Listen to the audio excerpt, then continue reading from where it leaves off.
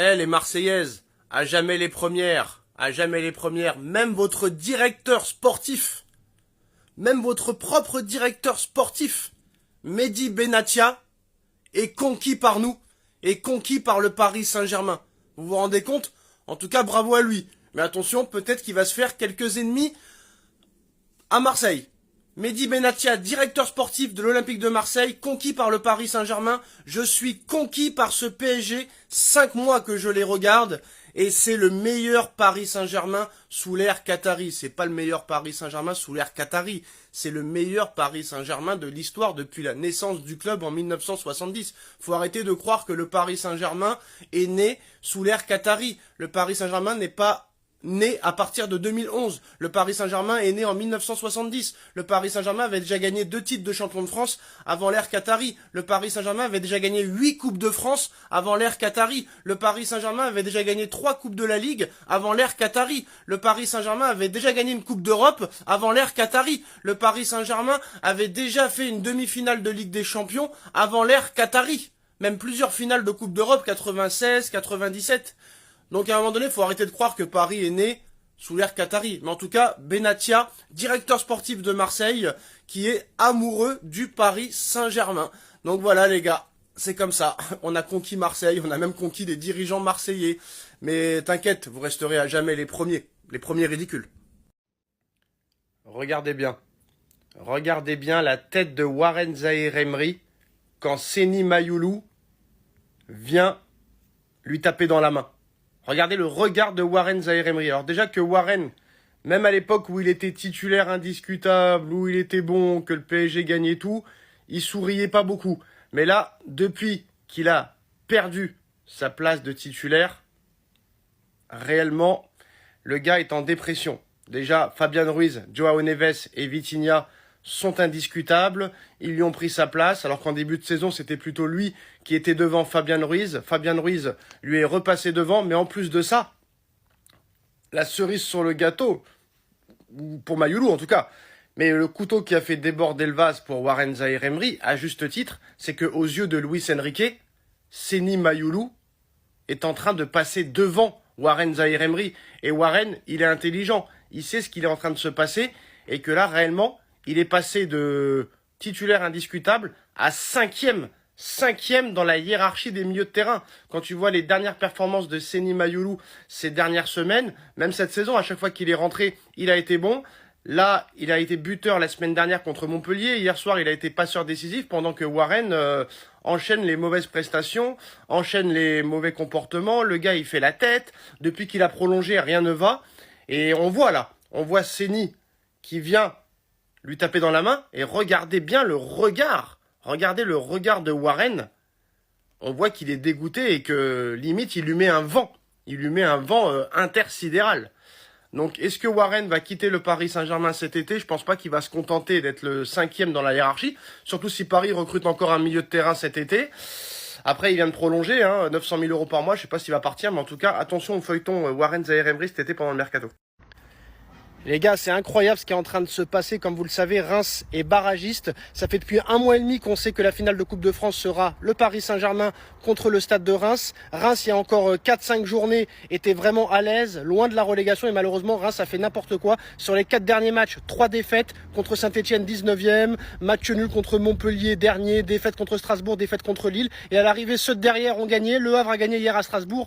À la surprise générale, et Reims a perdu tous ses matchs. Et Reims se retrouve barragiste. Et je pense que depuis 1 mois et demi, Reims n'a qu'une chose en tête, c'est la finale de Coupe de France, et ils ont complètement délaissé le championnat. Ils pensaient qu'ils étaient maintenus, et à l'arrivée, ils se retrouvent en danger de descente en Ligue 2 pour ce barrage face à Metz. Et à l'arrivée, ils se retrouvent barragistes, et ce qui est devenu la priorité va être complètement délaissé par Reims, qui va mettre une équipe B contre le Paris Saint-Germain la semaine prochaine. Reims devrait aligner une équipe B face au Paris Saint-Germain la semaine prochaine en finale de Coupe de France. Alors qu'il y avait vraiment des gros projets autour de cette Coupe de France pour Reims. Reims y croyait, vu que Reims quand même est l'une des seules équipes à ne pas avoir perdu contre le Paris Saint-Germain cette saison sur 2 matchs. À l'aller et au retour, ils ont fait 2 matchs nuls. On a vu que le président Caillot voulait faire Reims, Stade de France à vélo. Bien sûr, il a reporté. Et en plus de ça, là, ils vont se retrouver avec un calendrier dingue. Mercredi prochain, il joue contre Metz. 3 jours plus tard contre le Paris Saint-Germain et 4 jours après le match retour contre Metz. Donc comme eux, leur priorité, c'est pas de gagner la Coupe de France, c'est de sauver leur vie en Ligue 1 parce que financièrement c'est très important. Ils vont délaisser la Coupe de France pour se concentrer à 1000% sur le barrage. Donc c'est dommage, ça va gâcher un petit peu la finale. Déjà que l'équipe type de Reims contre le PSG, ça va être compliqué. Mais là, si Reims met son équipe B la semaine prochaine, ça risque d'être une raclée monumentale qu'ils vont prendre. Mais en tout cas, c'est pas la faute du Paris Saint-Germain si Reims a foiré ses derniers matchs et a tout perdu. Donc faut arrêter aussi de prendre la tête pour ça. Très mauvaise nouvelle pour l'Inter de Milan et très bonne nouvelle pour le Paris Saint-Germain. Alors les dernières nouvelles, c'est que l'Inter de Milan retient son souffle pour Lautaro Martinez avant de retrouver le Paris Saint-Germain en finale. L'Inter retrouvera le PSG le 31 mai prochain, vous le savez, pour disputer cette finale de Champions League. Et les Nerazzurri s'inquiètent très sérieusement de l'état de santé de Lautaro Martinez qui pourrait être forfait dans moins de 2 semaines pour cette finale de Ligue des Champions. Alors déjà blessé lors de la double confrontation en demi contre le Barça, l'Argentin n'est pas encore remis de sa blessure, de ce que la presse locale décrit comme une blessure musculaire. Il a été absent de l'entraînement collectif ce vendredi. Il sera forfait ce soir pour le match de l'Inter. Donc il sera préservé ce soir, il ne jouera pas, comme l'a d'ores et déjà annoncé en Italie, Sky Italie. Donc l'Inter privé de Martinez face au PSG, une situation quand même plus qu'angoissante pour les pensionnaires du Giuseppe Meazza qui est quand même qui est plus et au regard de l'impact du buteur de 27 ans cette saison qui a quand même été phénoménal encore une fois avec l'Inter, surtout contre le Bayern, contre le Barça, donc il est exceptionnel Et là très clairement, si Lautaro Martinez n'est pas là contre le Paris Saint-Germain, ça change tout. Honnêtement, ça change tout et c'est un très gros handicap pour l'Inter de Milan et réellement encore une plus grosse possibilité de gagner cette compétition pour le PSG si Lautaro n'est pas là. Les gars, je suis supporter du Paris Saint-Germain depuis l'âge de mes 7 ans. Je suis supporter du Paris Saint-Germain depuis plus de 25 ans. Depuis les années 98. Honnêtement, on attend tous cette finale de Ligue des Champions. On prie matin, midi et soir depuis des années, depuis des décennies, depuis 20, 30 ans pour espérer enfin gagner cette Champions League. Et on attend le 31 mai avec impatience. Et on prie matin, midi et soir pour que le Paris Saint-Germain gagne la Champions League. Si le Paris Saint-Germain gagne la Champions League, Ousmane Dembélé sera grand favori au Ballon d'Or. Dembélé peut encore gagner la Ligue des Nations, la Coupe de France, la Ligue des Champions, peut-être la Super Coupe d'Europe s'il gagne la Champions League, peut-être la Coupe du Monde des clubs. Déjà, il a remporté le Championnat de France et la Coupe de France en étant meilleur buteur de Ligue 1. Au Trophée des Champions contre Monaco, c'est lui qui marque le but de la victoire pour permettre au PSG de gagner le trophée.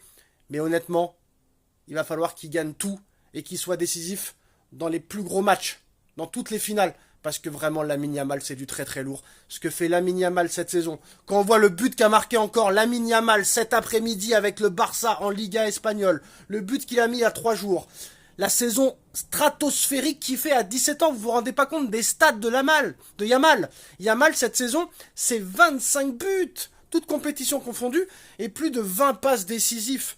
Il a déjà remporté le championnat espagnol, la Super Coupe d'Espagne, la Coupe d'Espagne, en terrassant 3 fois le Real Madrid. Il peut encore gagner la Ligue des Nations. Et s'il continue sur cette lancée, ça va être le grand favori pour le Ballon d'Or. Et il mérite aussi le Ballon d'Or. C'est pour ça que Ousmane, il va falloir qu'il soit décisif la semaine prochaine en finale contre Reims et gagner la Coupe de France. Il faudra qu'il soit décisif contre l'Inter et qu'il gagne cette Champions League. Et il va falloir qu'il élimine Yamal de la Ligue des Nations. Voilà ce que doit faire Ousmane Dembélé pour être Ballon d'Or. Parce que Yamal, malgré que Dembélé fait une très grosse saison, que Dembélé peut encore tout gagner, il va falloir que Dembélé gagne tout en étant décisif partout et qu'il élimine l'Espagne de Yamal en demi-finale de Ligue des Nations pour pouvoir peut-être remporter le Ballon d'Or. Parce que Yamal, il est en train de mettre d'accord tout le monde, tous les supporters du monde, tous les amateurs de football, tous les médias, tous les consultants, tous les journalistes et même ceux qui n'aiment pas le foot admirent Lamine Yamal. Donc il va falloir un très grand Dembélé. Il va falloir que Dembélé gagne tout ce qui est possible de gagner et qu'il soit en plus décisif. Il a un avantage peut-être, c'est la Coupe du Monde des clubs que Yamal ne fera pas. Et on sait que la FIFA va vouloir promouvoir cette Coupe du Monde pour faire croire que c'est très important pour le Ballon d'Or. Donc Ousmane peut l'avoir, mais il va falloir qu'il gagne tout et qu'il soit décisif partout. Parce que ça va être dur d'aller déloger Yamal et de convaincre les journalistes. Parce que c'est les journalistes qui votent. de voter pour lui et pas pour Yamal. Ça va être compliqué de les convaincre. Comme vous le savez, le Barça a tout gagné niveau national. Super Coupe d'Espagne contre le Real, Coupe d'Espagne contre le Real, Liga espagnole contre le Real. Lamine Yamal qui bat tous les records. Lamine Yamal, 18 buts, 20 passes décisives cette saison. Déjà vainqueur de l'Euro l'année dernière, de la Liga espagnole il y a 2 ans à 15 ans. Encore champion d'Espagne cette saison. Il a battu tous les records au niveau national, tous les records de précocité. Et ce que Lamine Yamal fait à 17 ans, tout le monde est impressionné. Encore un but cet après-midi du gauche, magnifique, à l'extérieur de la surface. Où va-t-il s'arrêter à 17 ans? C'est incroyable. Et maintenant, malgré qu'ils aient perdu cet après-midi contre Villarreal, maintenant les joueurs ont peur de jouer contre Lamine Yamal par peur de finir sur YouTube ou sur un edit de TikTok. Là, c'est un joueur de Villarreal cet après-midi qui, malgré la victoire de Villarreal, dit il y a des joueurs chez nous, dans notre équipe, qui disent Wallah, il est meilleur que Messi. Voilà, il y a des joueurs qui disent que Yamal est déjà meilleur que Messi. Vous vous rendez pas compte, Messi, une légende du football, le meilleur joueur de l'histoire. 8 ballons d'or, une Coupe du Monde, 2 Copa América, 10 Ligas espagnoles, 4 Ligues des Champions, 2 Ligue 1. J'en passe et des meilleurs. Pour certains, il est déjà meilleur que Messi. Et ce joueur de Villarreal, il dit aujourd'hui, Yamal, c'est lui qui décide des actions du FC Barcelone. À 17 ans, il est vraiment très mature dans son jeu. Le coach, il avait carrément demandé aux excentrés de faire des prises à 2 sur lui. Donc voilà, c'est exactement ce qui est en train de se passer. C'est qu'Yamal met d'accord tout le monde. Il met d'accord ses adversaires, les joueurs adverses, ses dirigeants, ses coéquipiers, les médias, les journalistes, les consultants. Et en plus de ça, il y a encore la Ligue des Nations à aller chercher pour lui, face à Ousmane Dembélé, mais Yamal est en train de mettre tout le monde d'accord. Et puis on a vu ce qu'il leur a mis dans le match aujourd'hui, des petits ponts, on a pu savoir quoi en faire, on les comptait même plus, les dribbles réussis, on les comptait même plus. Donc voilà, donc ce joueur-là, il s'appelle Pape Gueye, je crois que c'est l'ancien joueur de Marseille, qui disent que Yamal est déjà meilleur que Messi. Énorme information qui vient de tomber. Information mercato, comme vous le savez, le Paris Saint-Germain est en route pour une saison historique. Et leur milieu de terrain, très clairement, fait rêver toute l'Europe. Le Real Madrid étudie un transfert avec Vitinha.